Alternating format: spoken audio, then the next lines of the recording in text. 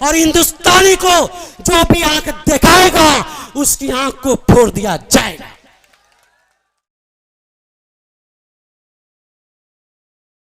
हिंदुस्तान है और इस हिंदुस्तान पर तिरछी नजर से जो देखा है उसकी आंखें फोड़ दी गई है। मैं पाकिस्तान से कहना चाहता हूं, मैं उस वक्त तक तुमको नहीं छेड़ रहा था जब तक आप मेरे साथ अच्छाई के साथ पेश आ रहे थे। जब तूने हमको छेड़ा है तो अब तुमको हम छोड़ेंगे नहीं। लेकिन फिर भी हम सब भाई भाई है, हमें तुम गंगा जल दो और हम समसम तुम्हें देंगे। यह हिंदुस्तान है। मैं बता देना चाहता हूं और आपको यकीन दिलाना चाहता हूं, जब भी इस देश को जरूरत पड़ेगी मुसलमान सबसे पहले अपने सर पर कफन बांधकर सरहद पर जाने के लिए तैयार है। इसलिए जो हमसे सबूत मांगते हैं कि तुम दूसरे शहरी हो और तुम्हें इस हिंदुस्तान में रहने का हक नहीं है, तो मैं कहना चाहता हूं डॉक्टर राहत इंदौरी के इस शेर के साथ कि अगर खिलाफ हो तो होने दो, ये जान थोड़ी है। अरे ये सब धुआं है, कोई आसमान थोड़ी है।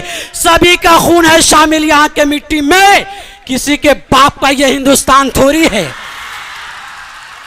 सभी का खून है शामिल यहाँ के मिट्टी में, किसी के बाप का यह हिंदुस्तान थोड़ी है। मैं आपको बताना चाहता हूं, इधर असदुद्दीन ओवैसी साहब है और इधर राणा रंजीत साहब है। मैं इस शेर को बयान करके आपके बीच जाना चाहता हूं। शायर कहता है कि यही हिंदू मुस्लिम में रद्दो बदल है। देखिएगा, यही हिंदू मुस्लिम में रद्दो बदल है। इधर आबे जमजम, इधर गंगा जल है। इधर देखो सीता जी बन को चली है, इधर भी तो मरियम पर उंगली उठी है। उधर देखो शंकर ने कंकर उड़ाए, इधर भी तो ईसा ने मुर्दे जिलाए। उधर देखो हनुमान बजरंग बली है, इधर भी तो दामाद हजरत अली है। उधर देखो मथुरा में है मुरली वाला, इधर भी तो मक्का में है कमली वाला। अरे सबका खून लाल होता है, फिर कहां हिंदू मुस्लिम का सवाल होता है। इसलिए मैं आपको बताना चाहता हूं कि ढाका के इनकलाबी सरजमीन से यह लड़ाइयां चलेगी। जब भी इस देश को जरूरत पड़ेगी, हिंदू मुसलमान एक साथ खड़े होकर इस देश के लिए लड़ेंगे। मैं बोलना चाहता हूं और मैं बताना चाहता हूं आप लोगों को कि यह वह देश है कि जब अंग्रेज इस देश में आया तो इस अंग्रेज को भी यहां से भगाने का काम किया। और आप कौन से जी, जैसा जैसा आप लोगों का हुक्म होगा वैसे। देखिए, इनका जो शेर था आप लोगों की मांग आ रही है कि दोबारा उस शेर को पढ़ा जाए। लोगों को पसंद आया, ये बात जोर से फिर से दोबारा हो जाए। अगर दोबारा सुनना चाहते हो तो हाथ उठाकर बताएं। वाह, दीवाने को ना देखो हकारत की नजर से। अरे दीवाना बहुत सोचकर दीवाना हुआ है। वैसे साहब के दीवाने हैं ये सब। शायर कहता है कि यही हिंदू मुस्लिम में रद्दो बदल है। इधर आबे समसम, इधर गंगा जल है। इधर देखो सीता जी बन को चली है, इधर भी तो मरियम पर उंगली उठी है। उधर देखो शंकर ने कंकर उड़ाए, इधर भी तो ईसा ने मुर्दे जिलाए। उधर देखो हनुमान बजरंग बली है, इधर भी तो दामाद हजरत अली है। उधर देखो मथुरा में है मुरली वाला, इधर भी तो है मक्का में कमली वाला। अरे सबका खून लाल होता है, फिर कहां हिंदू मुस्लिम का सवाल होता है।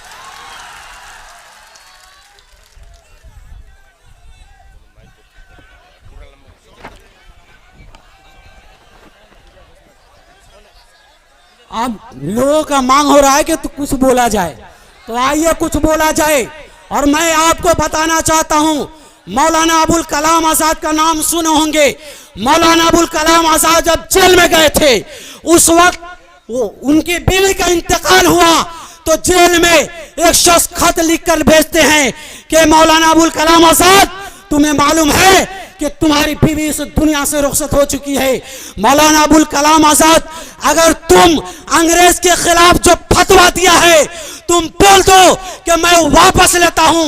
मौलाना अबुल कलाम आजाद ने कहा कि आजाद कल भी वही फतवा दिया था, आज भी वही फतवा देता है और कल आइंदा भी यही फतवा रहेगा कि अंग्रेज के जेल में भर्ती होना हराम है, हराम। जब मौलाना अबुल कलाम आजाद ये बात कहे तो लोगों ने कहा कि फिर जेल से आपको छोड़ा नहीं जाएगा। मौलाना अबुल कलाम आजाद कहा, तुम छोड़ो या ना छोड़ो, अंग्रेज के खिलाफ जो मैं फतवा दे दिया हूं वह क़यामत तक वही फतवा रहेगी। यह हिंदुस्तान है और इस हिंदुस्तान को जो भी उंगली दिखाएगा उसकी उंगली को काट दिया जाएगा। और यह हिंदुस्तान है, यह हिंदू भी है, मुस्लिम भी है, सिख भी है, ईसाई है, सब साथ लड़कर, सब साथ मिलकर हम सब लड़ेंगे। शायर कहता है कि हवेली झोंपड़ी सबका मुकद्दर फूट जाएगा, हवेली झोंपड़ी सबका मुकद्दर फूट जाएगा अगर ये हिंदू मुस्लिमों का रिश्ता टूट जाएगा। क्या कहा कि हवेली झोंपड़ी सबका मुकद्दर फूट जाएगा अगर ये हिंदू मुस्लिमों का रिश्ता टूट जाएगा। दुआ कीजिए कि हमें प्यार के रिश्ते रहे कायम, अगर ये रिश्ते टूट जाएंगे तो भारत टूट जाएगा। इसलिए हम और आप भारत को टूटने नहीं देंगे और उस वक्त टूटने तक नहीं देंगे जब तक हमारी सांस में सांस बाकी रहेगी, रूह में रूह बाकी रहेगी। अगर ये देश हमसे जान मांगेगी जान देंगे, माल मांगेगी माल देंगे, वक्त मांगेगी वक्त देंगे। अगर इस देश को उस वक्त ये जरूरत आ जाएगी कि तुम औलाद दो तो मैं अपने औलाद को भी हिंदुस्तान के लिए कुर्बान कर दूंगा। इसलिए जी राहत इंदौरी साहब का शायर जो शेर कहे तो फिर वो दोबारा डॉक्टर राहत इंदौरी ने कहा कि अगर खिलाफ हो तो होने दो, ये जान थोड़ी है, अरे ये सब धुआं है, कोई आसमान थोड़ी है, सभी का खून है शामिल यहाँ के मिट्टी में, किसी के बाप का ये हिंदुस्तान थोड़ी है। ये हिंदुस्तान है और इस हिंदुस्तान पर तिरछी नजर से जो देखा है उसकी आंखें फोड़ दी गई है। मैं पाकिस्तान से कहना चाहता हूं, मैं उस वक्त तक तुमको नहीं छेड़ रहा था जब तक आप मेरे साथ अच्छाई के साथ पेश आ रहे थे। जब तूने हमको छेड़ा है तो अब तुमको हम छोड़ेंगे नहीं।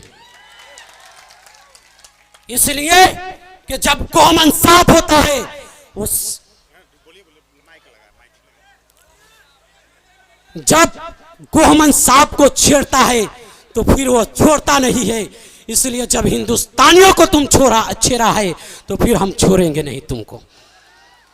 याद रख लीजिए, डॉक्टर उदय प्रताप ने कहा था, ऐ मेरे हिंदू भाइयों, ऐ मेरे मुस्लिम भाइयों, हिंदुस्तान का एक एक फर्द से मैं आवाज लगाकर कहना चाहता हूं, यह हिंदुस्तान का मामला है, कोई सात बिरादरी का मामला नहीं है कि सिर्फ मुसलमान लड़ेंगे, हिंदू नहीं लड़ेंगे, हिंदू लड़ेंगे मुसलमान नहीं लड़ेंगे।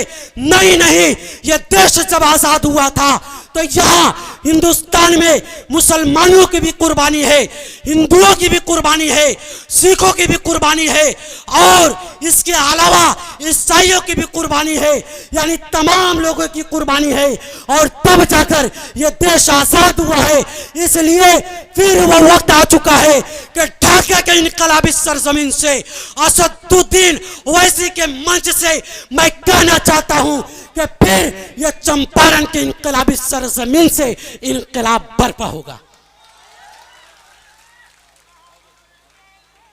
जी, आपको मालूम है कि डॉक्टर उदय प्रताप ने क्या कहा कि ना तेरा है ना मेरा है बल्कि यह हिंदुस्तान सबका है। नहीं समझी गई बात तो नुकसान सबका है।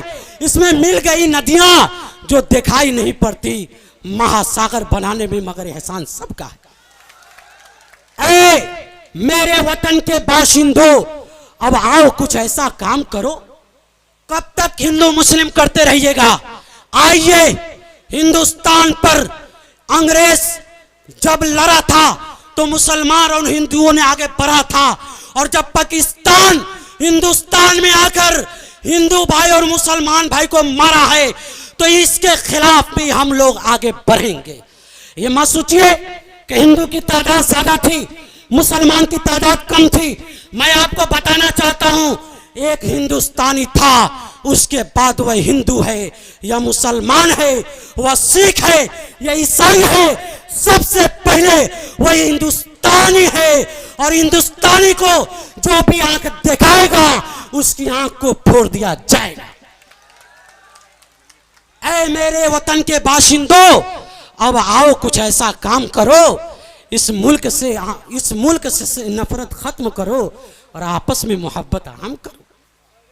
क्या कहा शायर ने, क्या कहा सुनिए कि ऐ मेरे वतन के बाशिंदों, अब आओ कुछ ऐसा काम करो, इस मुल्क से नफरत खत्म करो, आपस में मोहब्बत आम करो। जब एक वतन है हम सबका, तो फिर आपस में झगड़ा कैसा? हम अल्लाह अल्लाह करते हैं और आप भी अब राम राम करो। नहीं समझ में आया? ऐ मेरे वतन के बाशिंदों, अब आओ कुछ ऐसा काम करो, इस मुल्क से नफरत खत्म करो, आपस में मोहब्बत आम करो। जब एक वतन है हम सबका, तो फिर आपस में झगड़ा कैसा? हम अल्लाह अल्लाह करते हैं और आप भी अब राम राम करो। आइए, वक्त देने के लिए मैं डॉक्टर शमीमुल हक साहब, उनके अलावा मेरे बड़े भाई फखर आलम चंपारनी का दिन है कि मैं आपके सामने हूं, वरना मैं कहां और ये कहां। अब मैं डॉक्टर शमीमुल हक साहब को इस शेर के साथ मैं माइक पर बुलाना चाहता हूं कि संभलता नहीं है, हमारे संभाले, आपका प्रोग्राम आपके हवाले। बहुत बहुत शुक्रिया हमारे छोटे भाई। मैंने पहले ही आपको आगाह किया था कि असदुद्दीन ओवैसी साहब के सिपाहियों की मजलिस है। एक एक सिपाही अगर माइक पकड़ ले तो आपके दिलों से, आपके सीने से, कले